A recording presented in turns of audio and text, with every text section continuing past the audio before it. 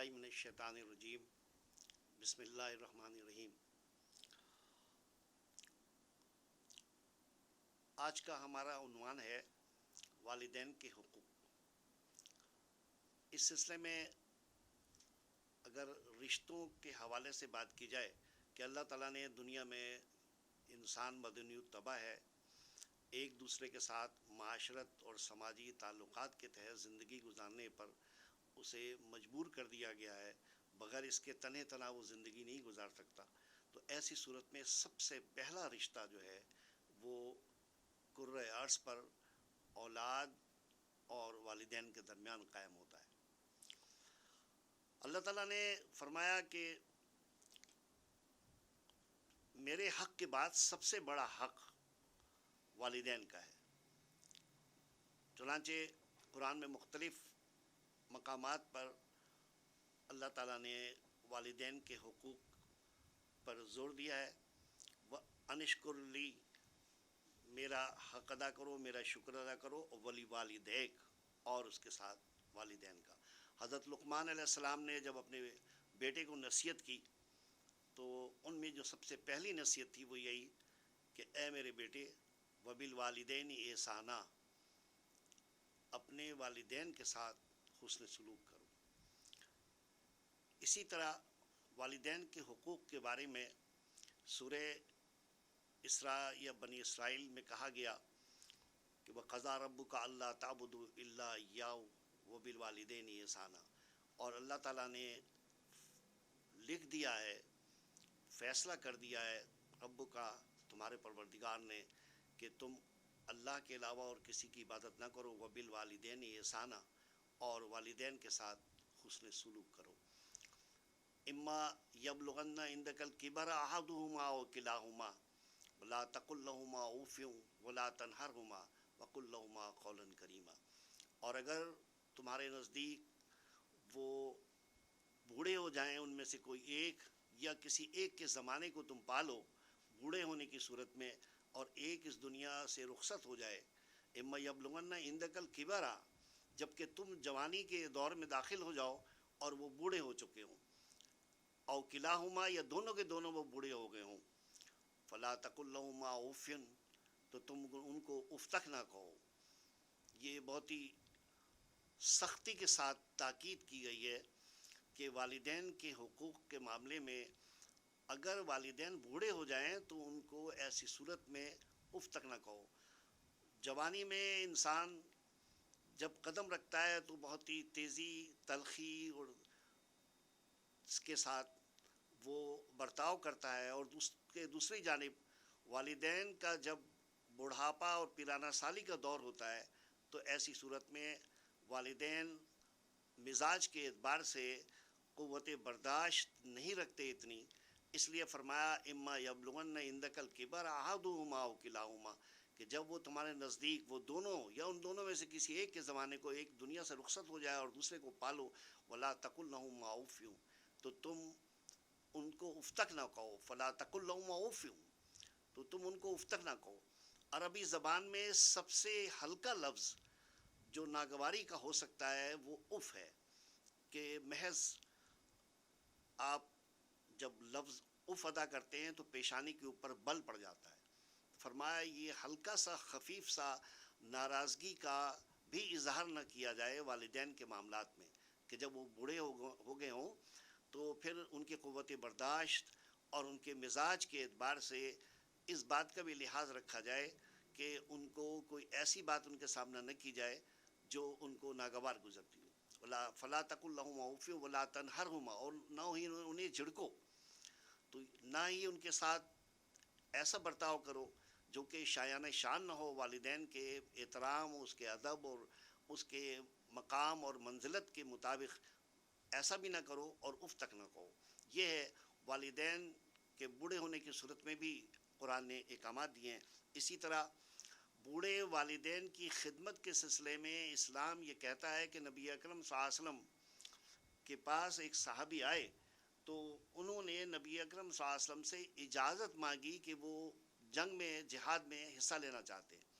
تو آپ صلی اللہ علیہ وسلم نے ان سے دریافت کیا کہ کیا تمہارے والدین بوڑھے ہیں؟ اس نے کہا ہاں میری ماں بوڑھی ہے.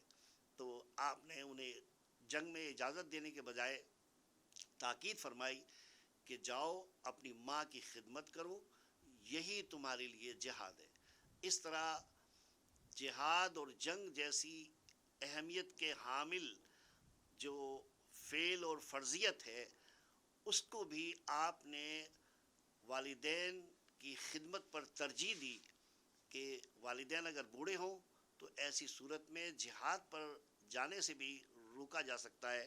یہ والدین کے درجے اور بوڑھے والدین کی خدمت کے اوپر ایک اہمیت کے حامل حدیث ہے.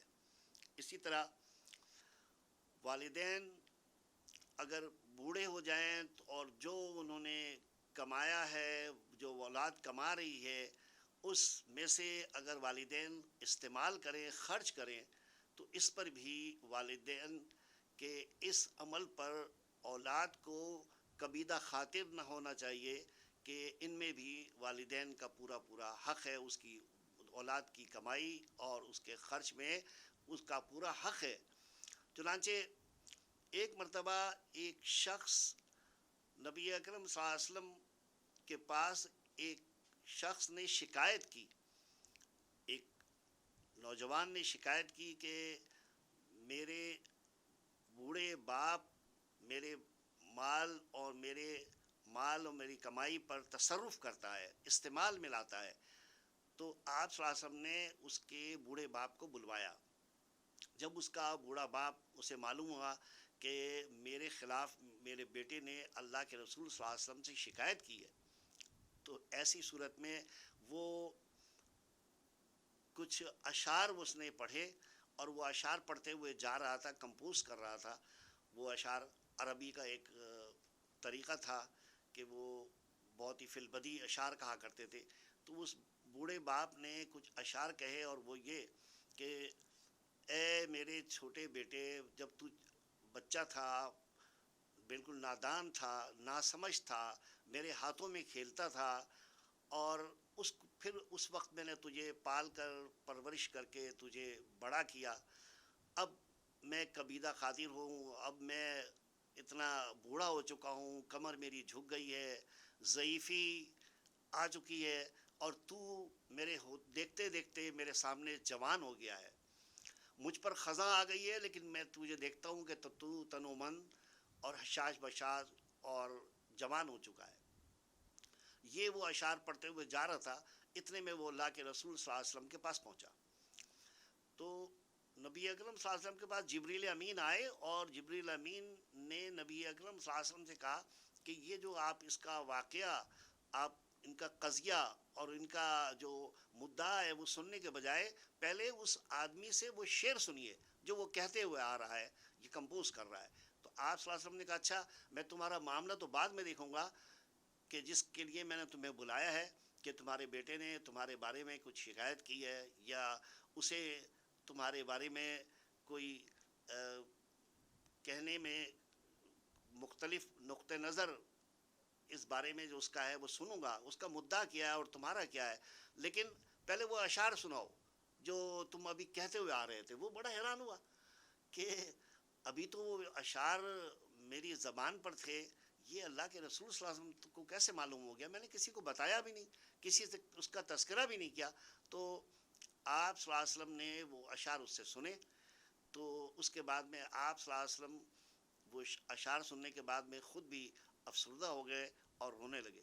اور پھر آپ صلی اللہ علیہ وسلم نے اس بچے سے، اس بیٹے سے کہا کہ جو کچھ بھی تو نے کمایا ہے، جو کچھ بھی تیرے پاس ہے، جو تیری املاک ہے، جو تیری جائیداد ہے، وہ سب تیرے باپ کا ہے، تیرے باپ کا ہے، تیرے باپ کا ہے.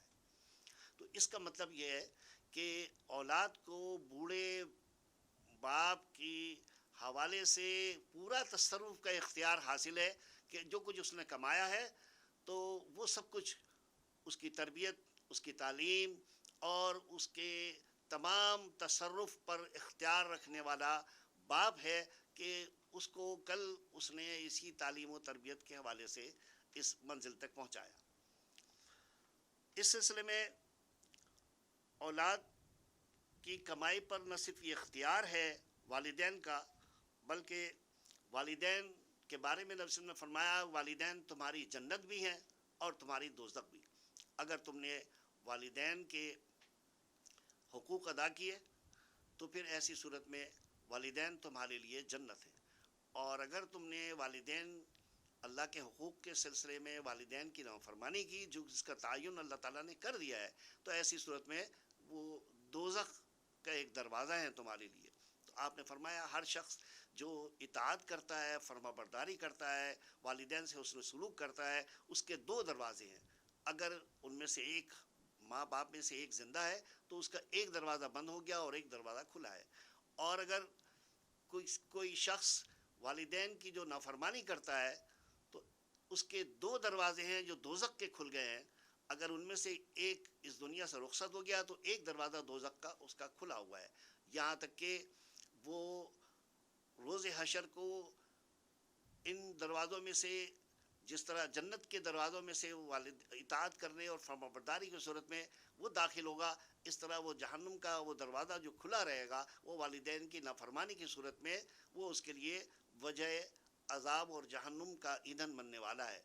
ایسی صورت میں والدین کے حقوق کا تعلق یہ ہے کہ آپ صلی اللہ علیہ وسلم نے کفار و مشرکین والدین سے بھی حسن سلوک کا وعدہ کیا کا حکم دیا. حضرت اسماء بنت ابو بکر رضی اللہ تعالیٰ عنہ وہ نبی اکرم صلی اللہ علیہ وسلم کے پاس آئی اور انہوں نے کہا کہ ہجرت کے بعد ہم جب مکے سے مدینہ آ گئے ہیں اور صلح حدیبیہ ہو گئی ہے تو ایسی صورت میں میری بوڑھی ماں میرے پاس آئی ہے اور اگرچہ اس نے ابھی اسلام قبول نہیں کیا اور وہ مشرکہ ہے تو بتائیے کہ میرے لیے کیا حکم ہے کہ میں اس کے ساتھ کیا سلوک کروں. تو آپ صلی اللہ علیہ وسلم نے فرمایا کہ تمہیں چاہیے کہ تم اس کے ساتھ اچھا اور بہتر سلوک کرو. اس سے یہ معلوم ہوتا ہے کہ والدین اگر بوڑھے بھی ہوں والدین اگر کافر بھی ہوں والدین اگر مشرک بھی ہوں والدین اگر غیر مسلم بھی ہوں تب بھی ان کے ساتھ اچھا سلوک کرنا چاہیے. والدین کے یہ حقوق صرف یہیں پر ختم نہیں ہو جاتے بلکہ اگر اس دنیا سے والدین رخصت ہو جائیں تو اس کے بعد میں بھی والدین کے حقوق باقی رہتے ہیں. مثلا نبی اکرم صلی اللہ علیہ وسلم کے پاس ایک شخص آیا اور اس نے کہا کہ میری ماں موجود نہیں ہے میرے باپ موجود نہیں ہے اور مجھ سے کوئی گناہ ہو گیا ہے. اب میں اس گناہ کی تلافی کیسے کروں کیسے توبہ کروں. تو آپ صلی اللہ علیہ وسلم فرمایا کہ تمہاری ماں زندہ ہے. اس نے کہا نہیں میری ماں تو زندہ نہیں ہے. تو کہا کیا تمہاری خالہ زندہ ہے. اس نے کہا ہاں البتہ میری خالہ زندہ ہے. تو آپ صلی اللہ علیہ وسلم نے فرمایا کہ تم اپنی خالہ کے پاس جاؤ اس سے نیک سلوک کرو. اس حسن سلوک کی وجہ سے تمہاری توبہ کی جو قبولیت ہے اس کا درجہ یہ ہے کہ توبہ قبول ہو جائے گی. تو اس کا مطلب یہ ہے کہ والدین اور اس سے متعلق جتنے اعزاء و اقارب اور ان کے دوست اور رشتہ دار ہیں جن سے والدین خوش رہا کرتے تھے یا جن کے روابط اور تعلقات اور مراسم تھے جن لوگوں سے ان کے ساتھ بھی حسن سلوک کر کے والدین کی اطاعت و فرمانبرداری اور ان کی روح کو کی تسکین کا سامان فراہم کیا جا سکتا ہے. اس لیے آپ صلی اللہ علیہ وسلم نے فرمایا کہ مرنے کے بعد بھی والدین کے حقوق باقی رہتے ہیں. ان کے لیے مغفرت کی جائے اور ان کے درجات کی بلندی کے لیے دعا کرتے رہے.